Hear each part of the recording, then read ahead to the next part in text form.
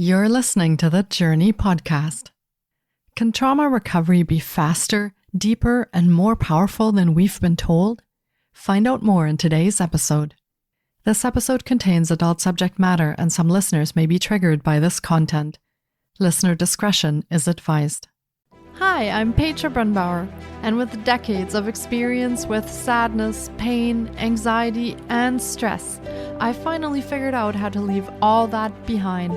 And this podcast shows you how to break free permanently so you can reclaim your sanity and find the self-esteem and energy to go after the life you desire. With real talk about mental health, holistic healing, and the tough journey of coming out the other end.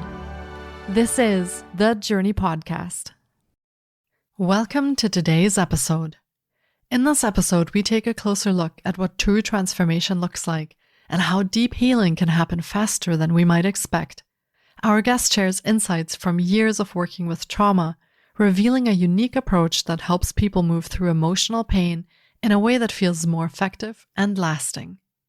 Tammy Valicenti is an international psychotherapist, speaker, and podcast guest. With expertise in trauma recovery, she has achieved remarkable success in co-transforming various forms of trauma. Through her engaging podcast interviews and impactful speaking engagements, Tammy offers hope and spreads awareness about how the journey from pain to peace is more achievable than ever imagined. She holds a master's in social work from Columbia University and a bachelor's in psychology from the University of Massachusetts-Amherst. During her 25-plus years of clinical experience, Tammy has developed Transformation Soulution, a cutting-edge synthesis of EMDR, IFS therapies, dubbed psychotherapy on steroids. This approach accomplishes in weeks or months what traditional psychotherapy achieves in years. Tammy practices modalities she has benefited from and invites you to do the same. Let's meet Tammy Valicenti.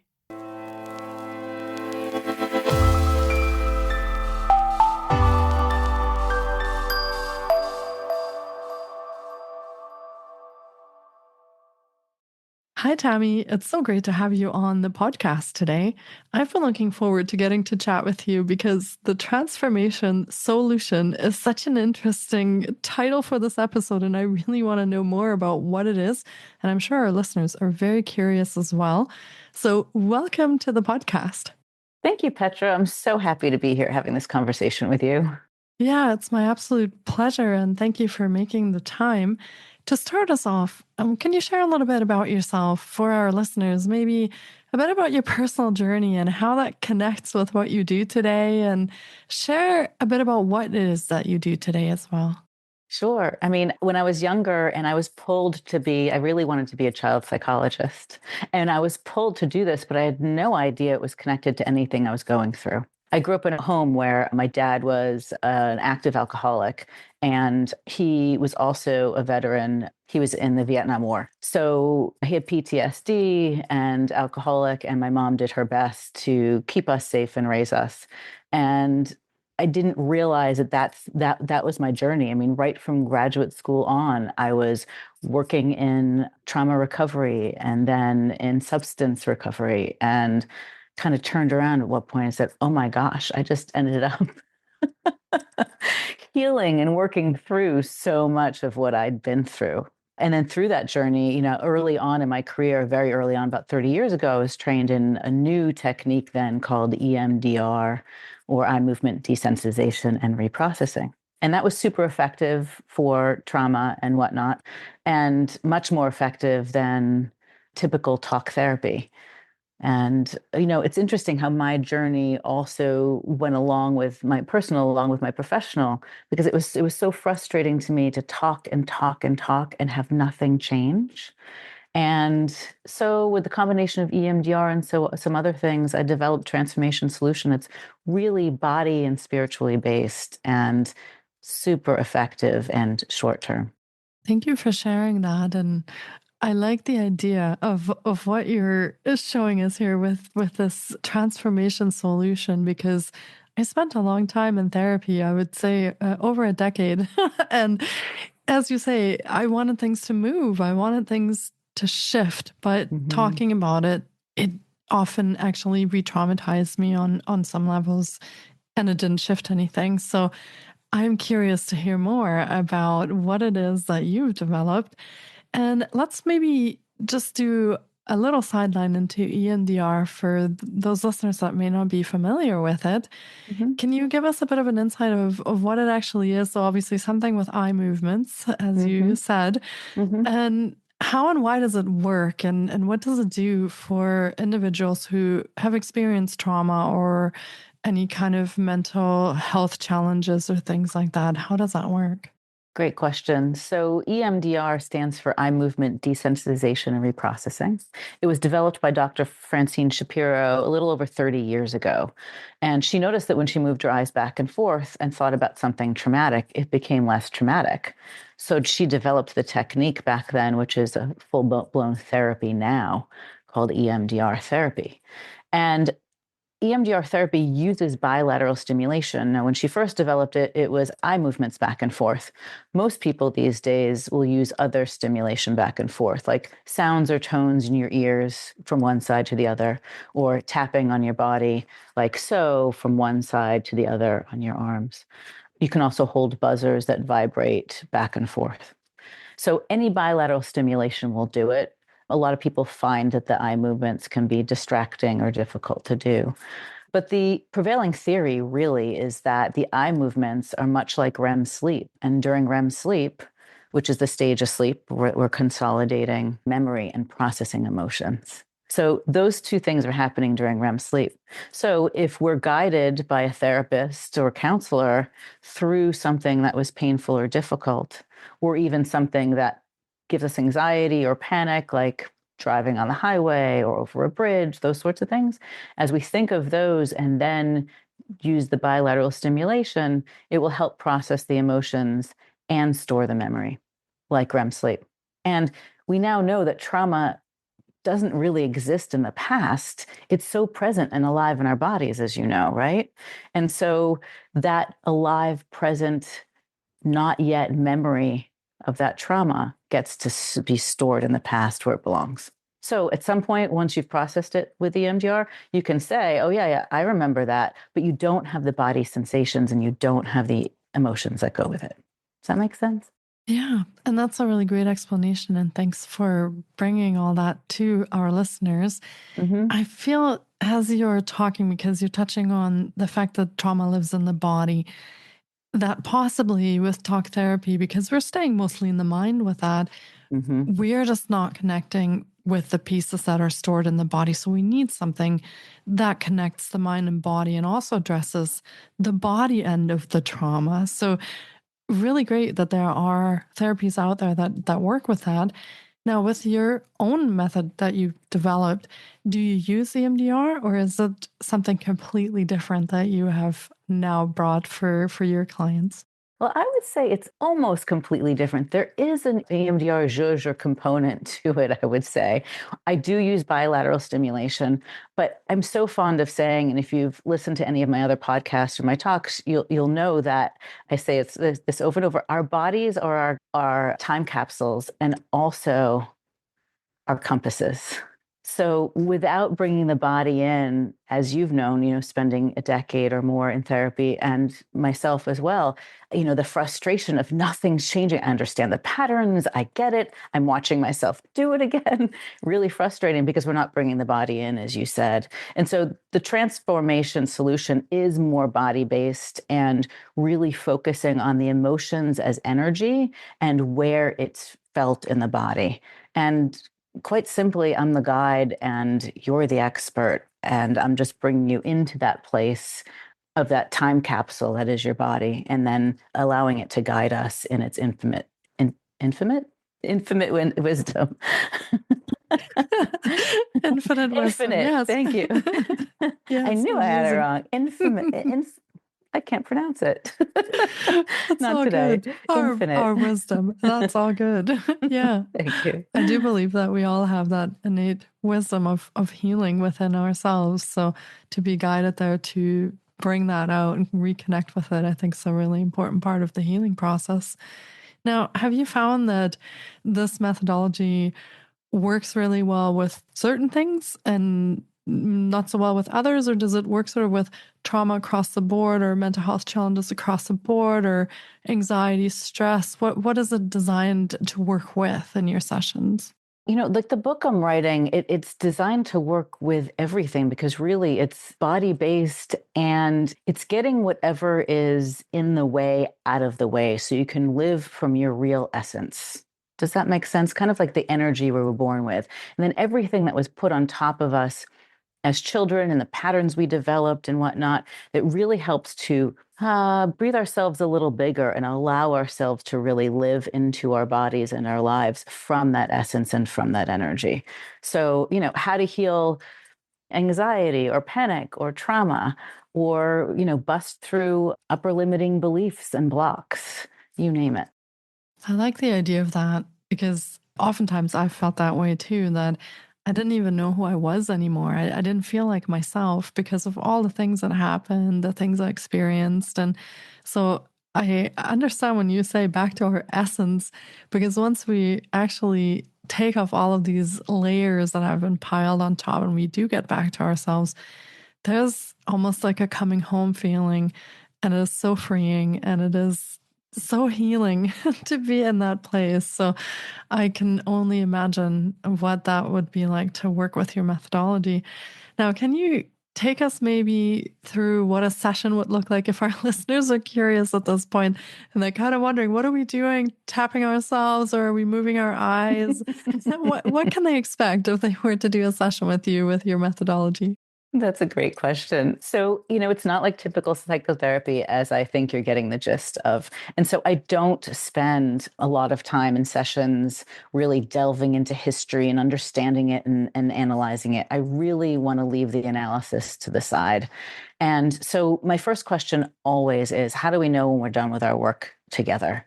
And so that gives me a lot of clues about where we're headed. Now we're both moving in the same direction. Now we can start our work by using that goal and manifesting from that place. That can be our so-called target. Or we can use whatever is getting in the way, whether it be frustration with your business, or worry about something else, or a memory that keeps holding you back, or a block from childhood. So we'd start with whatever your body is telling you to do and go from there. So for instance, if you say, I want to, start a podcast or X, Y, and Z, but really I'm afraid because I feel like an imposter. And so we'll start with this, this part of you that thinks that you might be an imposter, even though most of you says I'm really not. But there is this little voice maybe. So we may start with that part. And where do you feel her in your body?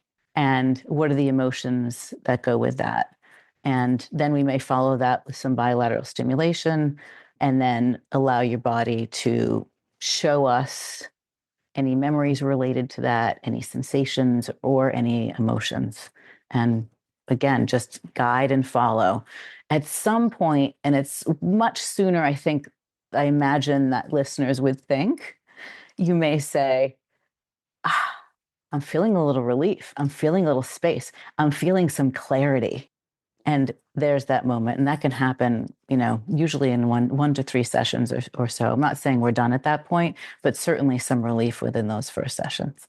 Yeah, I was just going to ask you that, how long that usually takes until clients see some kind of shift or some kind of difference. So 1 to 3 sessions, I feel, is not a lot of time to invest in your healing if you consider how long people spend in talk therapy, I would say on average. So Right. that actually sounds like we're doing something actionable very quickly, and it sounds very efficient.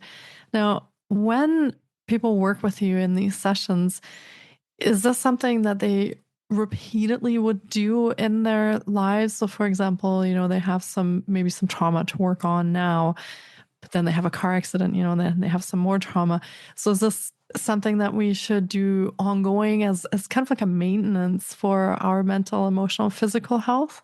I love that question. Absolutely. So people come to me, we do a piece of work, and it may take, 3 sessions, it might take 10 sessions, and then on your way. And then when something else shows up, come back, we'll do a little work. Now you understand what it is and what you need. You may bump up against another barrier or another block and say, I really need to up level. And this is a thing. I keep feeling this thing I'm bumping up against. Yes. And then process and work on that. Exactly. But my aim, my goal, and my work as a therapist is not to see you every week for years on end. I don't want that for me, and I don't want that for you. Yeah. I like it that people actually, it sounds like they would feel empowered through this because they're working through things. They're having realizations, they're opening up space and they're healing. So it does empower them on their journey, even if something happens down the road that they want to work on again. I guess our lives are probably never stress-free or trauma-free forever. So it's something that we work on for our own well-being. But that sounds wonderful. Now, have you had clients that are maybe a little bit scared because they may have had experiences in the past where you had to talk through everything, you had to bring everything up again, you had to analyze what happened, all the patterns, felt maybe a little bit re-traumatized on that, and they're a bit hesitant to dive into working in this kind of way. So how do you deal with overcoming these initial hesitations or a bit of that fear to help clients take that step actually into their healing? Yes, I know that's a challenge for many people, and they don't want to bring it out in the open, talk about it, or any more than they already have. It's uncomfortable, it's scary, it's re-traumatizing in a lot of ways. And this modality actually doesn't need for you to do that.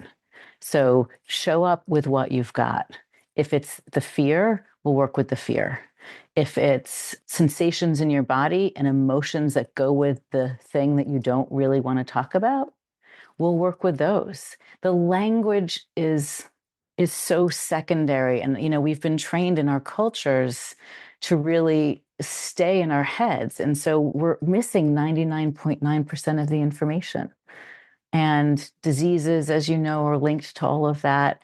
And so I say we've got these sensations and these emotions, which, as I said before, are energy. Let's listen. Let's get really curious. And let's allow them to guide us to what we need to know, to our safety, to our healing, to our flow. And I don't need the stories in order to help guide you there. Yeah, that actually sounds like a really safe and comforting place to be in to start this journey from. So I know I would have appreciated knowing about this when I was going through all of that. So, and what does that look like for clients that have big T trauma? Let's say, because, some might recognize some patterns. They might know that they need to work on things. So they come to see you. But some of the big T trauma doesn't work in the same way. Does our brain and body process these major things? Like you had struggles with addictions in the family, for example, and some people have war trauma, they have very, very big T trauma. Does it work in the same way that we process it in that same manner and that we can process it without re-traumatizing? Yes, absolutely. So if it was because of something significant like war trauma or plane crash or something like that, again, we don't need the language. Your body, as you know, is reliving that almost every minute of every day. I worked with a Vietnam vet a while ago, and he said, the last time I was in Vietnam was last night. And he was right. So it is just effective. Again, if he doesn't want to discuss that, let's use the Vietnam vet, for example, that's fine. We'll go with the sensations in his body, the emotions that go with that, and follow that where it needs to go. We're going to end up talking to that soldier that was in Vietnam at some point and healing him and giving him what he needs and getting him out of Vietnam. And like the plane crash or any other sexual assault or any other big T traumas will get you out of that space as well. More recently, I've been working with a lot of people who have significant childhood trauma, and it's a matter of going into the house in a way, with that person and being with that younger child and really listening, feeling, because the emotions that you're feeling are, as you know, kind of that information from that younger part. And then ultimately really giving that younger part what he or she needs and then getting her out of there so she doesn't have to continuously live it. I've heard and also read in some studies that the majority of issues that we have as adults actually come from childhood trauma that we've experienced. Is that what you've been finding as well? Is that a lot of the underlying issues actually come from when we were little? Absolutely. Yes, just like you. The issues that are presenting in adulthood, but not just the what we would call the mental health issues, but the limiting the beliefs or the shame of I'm not good enough, I'm not worthy, I'm not lovable. Those all harken back to when we were younger, as you said. Yeah. Yeah, that's really interesting. I think that as children, we definitely often aren't aware of that kind of impact that our environment and our surroundings, our family, our caregivers are having on us. And to have to then unravel all of that when we're adults, it can be a really difficult journey. So it's so good to hear that there are ways that we can start on that. And do you have maybe a little insight or some kind of thing that people could try? So if our listeners are curious about what we have talked about now and they're thinking, okay, I'd like to try something like that. Is there a little exercise or something that they could do after they come off this podcast and try for themselves if they've had, some trauma or they've had challenges in any kind of way, something for them to maybe tune into this a little bit and start listening to their body or working with that in any kind of way? Great question. I love that because it really gives people some agency and some things that they can do right away. One caveat is I wouldn't do this with any big T trauma by yourself. As you know, to have trauma turn into something that's traumatization, you really have to feel alone in that moment, whether we were or not. So I would caution against re-traumatizing yourself in that way, unless you've done a lot of work and you feel fully resourced and you have a lot of support. Okay, give it a try. But I would caution against that. But aside from that, there's a couple of things you can do. If you want to manifest something, you can think of something that you want in your life and then imagine it in all of its glory. What you hear, what you feel emotionally, what you feel in your body when you reach this goal. And use some bilateral stimulation, tap back and forth, or use headphones after you've downloaded some bilateral music and listen to the bilateral music. Another way of working with something is if you have, struggles with stage fright or a little anxiety or having a difficult conversation with a loved one or a coworker, you can go into the sensations in your body and the emotions and follow that with some bilateral stimulation and then get really curious. You can start asking questions about that sensation or that emotion. What will you have me know? What's your story? What do you want to show me? And then ultimately, what do you need from me? And you'll find that space for yourself to really start to come through. Those are some really powerful questions to ask. I'm just thinking in the back of my head of communicating with the different pieces that come up or sensations that I feel in my body. So, wow, that is really powerful.